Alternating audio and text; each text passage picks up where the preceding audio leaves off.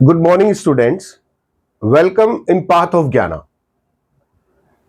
आज जो मैं टॉपिक डिस्कशन करने वाला हूं आपसे वो काफी ज्यादा महत्वपूर्ण है कंपटीशन एग्जाम के point of view. UPSC, RPSC, state PSC, जितने भी कॉम्पिटिशन एग्जाम होते हैं उनके अंदर एक करंट अफेयर का टॉपिक मान लीजिए, ये इकोनॉमिक्स का टॉपिक ले लीजिए, उसका व्यू इस तरह से बनता है कि वो जनरल टॉपिक के रूप में हमारे सामने है और जनरली कई सारे क्वेश्चन पेपर्स में कंपटीशन लेवल पर जो एग्जाम्स होते हैं उनके अंदर इससे संबंधित प्रश्न बनता है। और वो जो टॉपिक है उस टॉपिक का नाम है HDI, अर्थात ह्यूमन डेवलपमेंट इंडेक्स या इंडाइसिस, मानव विकास सूचकांक। जब मानव विकास सूचकांक की बात की जाए तो हम क्या समझें इसको लेकर कि ह्यूमन डेवलपमेंट इंडाइसिस होता क्या है, इसको कौन जारी करता है, इसकी संकल्पना या इसका जो कंसेप्ट है वो सबसे पहले किसने दिया, और वर्ल्ड वाइड HDI की रैंकिंग किन किन देशों की क्या क्या है, साथ ही ऐसे कौन से पैरामीटर है जिनको आधार मानकर संपूर्ण विश्व का ह्यूमन डेवलपमेंट इंडाइसिस या मानव विकास सूचकांक तैयार किया जाता है।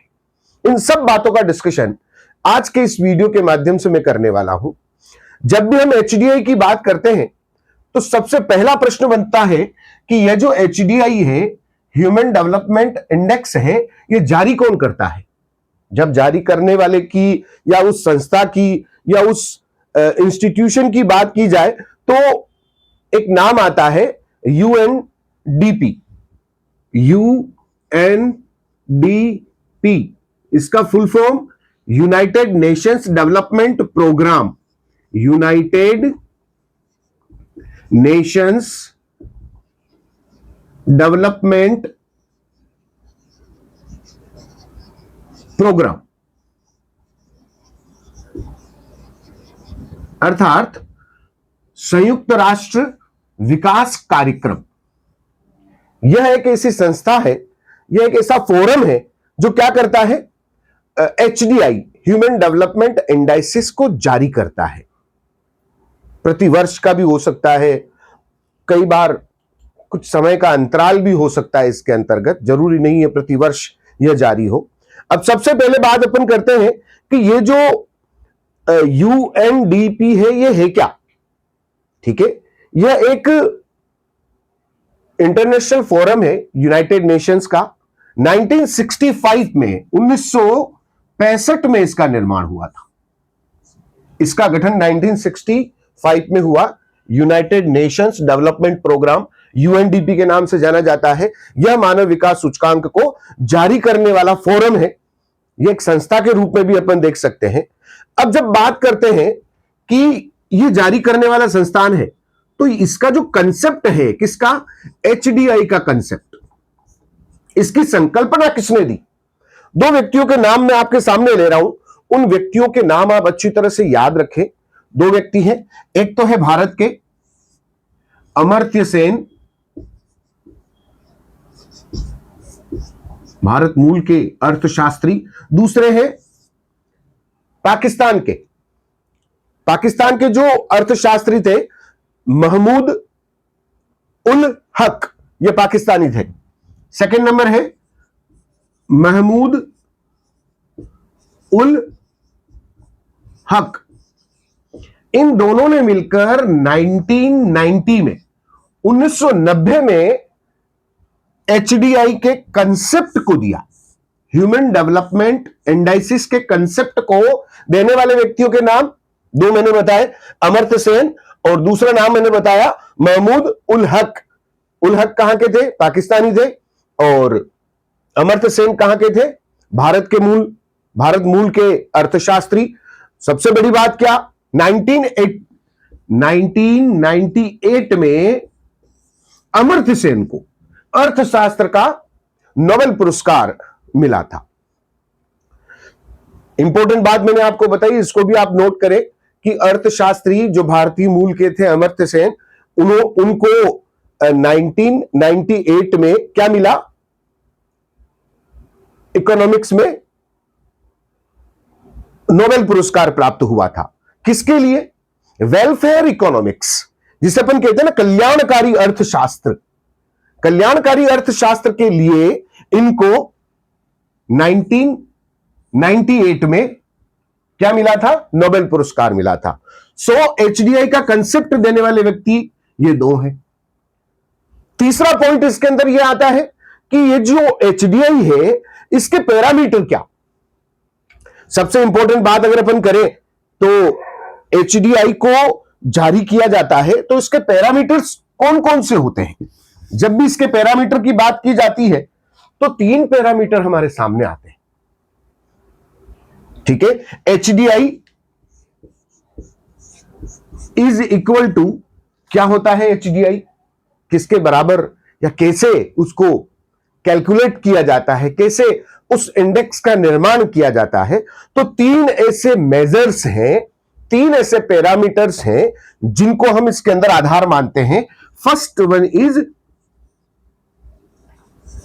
लॉन्गेविटी। लॉन्गेविटी का मतलब होता है आयु, एज, एज एक्सपेक्टेंसी, आयु प्रत्याशा। लॉन्गेविटी का मतलब होता है आयु प्रत्याशा,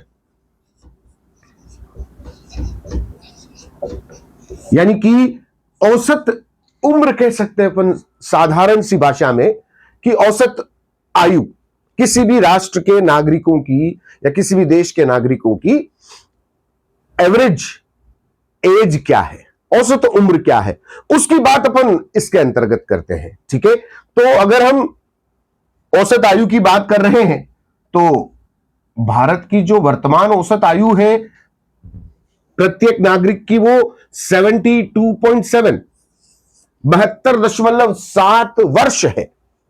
ये लेटेस्ट डेटा है, 2025-26 का डेटा है, जिसके अंदर आपको ये देखने को मिलेगा कि भारत के जो नागरिक हैं उनकी औसत आयु कितनी है? 72.7। वर्ल्ड वाइड देखी जाए, वैश्विक स्तर पर देखा जाए, 72.7 होते हुए भी विश्व के कुल 193 देशों में एचडीआई जो जारी होता है 193 कंट्रीज का जारी होता है। ठीक है, तो 193 कंट्रीज में जो लॉन्गेविटी की बात अपन कर रहे हैं, आयु प्रत्याशा, भारत का स्थान 150वें नंबर पर है, 150 प्लेस पर है। और फर्स्ट 5 कंट्रीज की बात करें तो Morocco, San Marino, Hong Kong, Japan और साउथ कोरिया, ये 5 ऐसे देश हैं जिनके नाम इसके अंतर्गत अपने को देखने को मिलेंगे। आयु प्रत्याशा के अनुसार पहला जो देश मैंने नाम बोला मोरक्को, दूसरा है सैन मेरिनो, तीसरा है हांगकांग, चौथा है जापान और 5वां है साउथ कोरिया। अब सैन मेरिनो, मोनाको, हांगकांग बहुत छोटे छोटे देश हैं, बहुत ही टाइनी कंट्रीज है। विश्व के सबसे छोटे कंट्री की बात करें तो वेटिकन सिटी से जस्ट बड़ा होएगा तो सैन मेरिनो। ये छोटे देश है, लेकिन अगर अपन बड़े देश की तुलनात्मक अगर दृष्टिकोण से बात करें तो जापान एक ऐसा देश है जिसकी आयु प्रत्याशा सर्वाधिक अपने को देखने को मिलती है, क्षेत्रफल की दृष्टि से बड़े देशों की अपन अगर बात करें। सो आयु प्रत्याशा में पहला जो मेजर है एचडीआई का वो है लॉन्गेविटी, आयु प्रत्याशा। इसके अंदर इंपॉर्टेंट पॉइंट क्या, भारत की जो औसत एज है वो कितनी है 2025-26 के अकॉर्डिंग वो कितनी है 72.7, और वो कौन से प्लेस पर है 150वें स्थान पर आता है विश्व में। और 5 जो मुख्य देश है जो मैंने आपको नाम बताए, Morocco, San Marino, Hong Kong, 4th number पर जापान और 5th नंबर पर साउथ कोरिया, ये ऐसे देश है जिनकी आयु प्रत्याशा इस विश्व में सर्वाधिक देखने को मिलती है। यह पहला मेजर है फर्स्ट। सेकंड मेजर क्या आता है? फर्स्ट मेजर जो मैंने आपको बताया, सेकंड मेजर आता है एजुकेशन, नॉट लिटरेसी। साक्षरता नहीं बोला मैं, there is a huge difference between literacy and education.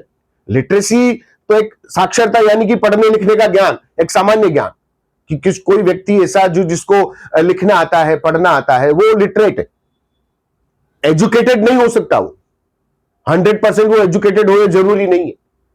Her educated literate होएगा, लेकिन every literate person is not a educated person. ये क्लियर सिनेरियो है।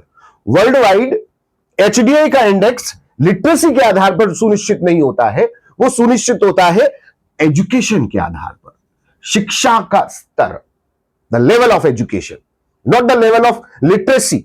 लिटरेसी की बात नहीं कर रहे, पर इससे एक चीज बनती है एजुकेशन इंडेक्स।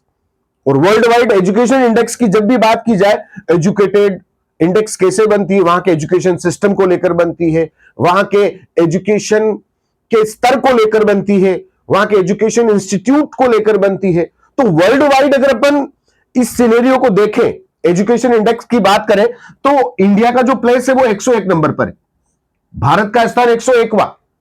ठीक है, टॉप 5 कंट्रीज की बात करें, कौन से ऐसे 5 प्रमुख देश है जो एजुकेशन इंडेक्स में अपना स्थान रखते हैं, तो पहला नाम इसके अंदर आता है साउथ कोरिया, दूसरा नाम आता है जापान का, तीसरा नाम आता है डेनमार्क का, चौथा नाम आता है बेल्जियम का, और 5वां नाम आता है इसके अंदर सेल्विया। ये ऐसे 5 देश है जिनका एजुकेशन सिस्टम, एजुकेशन का जो स्तर है वो काफी उच्च स्तरीय इस वर्ल्ड वाइड देखा जाता है। और एचडीआई में इसको सम्मिलित करते हैं, जिसको अपन बोलते हैं एजुकेशन। एजुकेशन से क्या बनता है, एजुकेशन इंडेक्स। और थर्ड जो पैरामीटर है, बहुत महत्वपूर्ण पैरामीटर, जिसे कहते हैं पर कैपिटा इनकम, प्रति व्यक्ति आय, यानी कि इसे अपन सिंपली बोल सकते हैं इनकम। प्रति व्यक्ति आय कितनी है व्यक्तियों की, किसी भी देश के नागरिक की औसत वार्षिक आय, ये तीसरा पैरामीटर। पर कैपिटा इनकम कैसे निकाली जाती है, जीएनआई इंडेक्स होता है। तीसरा जो मैंने बताया वो क्या है, पर कैपिटा इनकम, यानी कि प्रति व्यक्ति आय।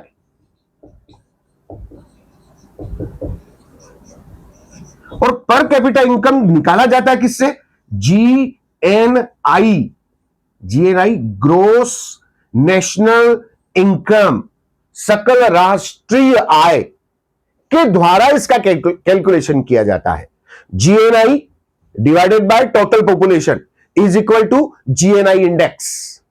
ओके, यानी कि gross national income divided by total population, उससे जो बनता है इंडेक्स, उसको अपन ग्रोस नेशनल इनकम इंडेक्स के रूप में जानते हैं। और इस इंडेक्स की जब भी बात करते हैं, ग्रोस नेशनल जीएनआई इंडेक्स की बात करते हैं, तो भारत का स्थान पूरे दुनिया के कंट्रीज की अगर अपन बात करें तो जीएनआई इंडेक्स में हमारा जो प्लेस है 172, 172वां पर कैपिटा इनकम में, प्रति व्यक्ति वार्षिक आय की दृष्टि से हम 172वें स्थान पर आते हैं इन 193 कंट्रीज में, यानी कि काफी नीचे हम लोग। श्रीलंका भी हमारे से ऊपर आता, छोटा कंट्री है, माना कि वो देश छोटा है। सो बिकॉज भारत के अंदर पॉवर्टी लाइन काफी हद तक लगभग 20 से 30% के बीच में हमारी पॉवर्टी लाइन देखने को मिलती है। और जीएनआई इंडेक्स की दृष्टि से अगर दुनिया के देशों की बात करें कि दुनिया में सबसे ज्यादा इनकम की दृष्टि से कौन सा देश पहले नंबर पर आता है, तो मोनाको पहला देश, मोनाको, लिसेस्टर दूसरा देश, तीसरा लग्जमबर्ग, चौथा आयरलैंड और 5वां बरमूडा। भले ही छोटे देश है, लेकिन 193 कंट्रीज में ये सम्मिलित होते हैं। क्यों? क्योंकि इनका ही एचडीआई बनाता है कौन, यूएनडीपी। तो मैंने आपको 3 पैरामीटर बताए, ये 3 पैरामीटर कौन से थे? फर्स्ट वन इज लॉन्गेविटी, आयु प्रत्याशा, सेकंड वन इज एजुकेशन, शिक्षा का स्तर जिसे अपन कहते हैं, उससे एजुकेशन इंडेक्स बनता है, और third one is per capita income, प्रति व्यक्ति वार्षिक आय, जिससे जीएनआई इंडेक्स बनता है। और इन सब में भारत का स्थान मैंने आपको बताया, और वर्ल्ड के टॉप कंट्रीज का नाम मैंने इसके साथ में आपको दिया। अब बात आती है इन पैरामीटर को लेकर, इन तीनों पैरामीटर का यूज करके विश्व के 193 कंट्रीज हैं, उनका यूएनडीपी क्या जारी करता है? एचडीआई जारी करता है। और जब इस एचडीआई की बात करें तो भारत का जो लेटेस्ट प्लेस है वो कौन सा है? 130। इंडिया का जो स्थान है वो कौन सा है? 130वां नंबर पर है। 2021-22 में 133वें नंबर पर था, थोड़ा अप हुआ है। 3 प्लेस, अपन 3 स्थानों की बात करें तो यह 3 स्थानों में ऊंचे की ओर आया है। अब विश्व के देशों की बात करें, ठीक है, तो पहले नंबर पर आ रहा है आयरलैंड। अभी लेटेस्ट आंकड़ा है।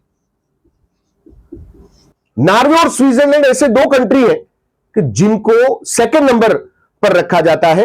4th नंबर पर डेनमार्क और 5th नंबर पर 2 कंट्रीज आते हैं, जर्मनी और स्वीडन। तो इसके अंदर फर्स्ट नंबर पर आयरलैंड, सेकंड नंबर पर 2 कंट्री के नाम आएंगे। कौन कौन से 2 कंट्री जो मैंने आपको बताया? नॉर्वे और Switzerland. Norway and Switzerland. Third place पे कोई नहीं है। 4th नंबर पर, क्योंकि पहला, दूसरा, तीसरा इन्हीं का हो गया। चौथे नंबर पर कौन सा आ रहा है? 4th नंबर का जो प्लेस है वो किसका है? डेनमार्क का। 4th नंबर पर डेनमार्क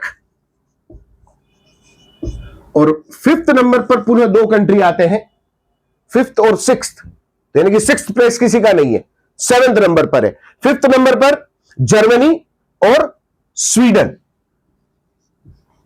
5th नंबर पर जर्मनी एंड स्वीडन। आज के वीडियो में आपके लिए जो मैंने जानकारी दी है वो काफी महत्वपूर्ण है। कंपटीशन स्तर पर उसका बहुत अधिक महत्व आपको देखने को मिलेगा। करंट अफेयर्स का टॉपिक है ये, और भारत के अंदर आयोजित होने वाले लगभग सभी एग्जाम्स में इस एचडीआई के ऊपर क्वेश्चन बनते हैं। मई में आयोजित होने वाले लैब असिस्टेंट एग्जाम के लिए काफी महत्वपूर्ण है। 2022 में जब लैब असिस्टेंट का पेपर हुआ था तब भी एचडीआई के ऊपर काफी क्वेश्चन, 1 या 2 क्वेश्चन उसके अंदर देखने को मिले थे। सो आप इस टॉपिक को थोड़ा सीरियस ले, इंपॉर्टेंट टॉपिक है, इसके ऊपर ध्यान दे। मैंने किन किन बातों पर इसके अंदर आपको ध्यान देने को बोला है कि एचडीआई जारी कौन करता है, किस वर्ष से इसकी संकल्पना का विकास हुआ, कौन से ऐसे 2 व्यक्ति थे जिन्होंने इसकी संकल्पना को विकसित किया। आज के लिए इतना ही। Thank you so much. मेरा ध्येय वाक्य, ईश्वर में सदैव विश्वास रखें और ज्ञान विज्ञान का साथ कभी नहीं छोड़ें। Thank you so much.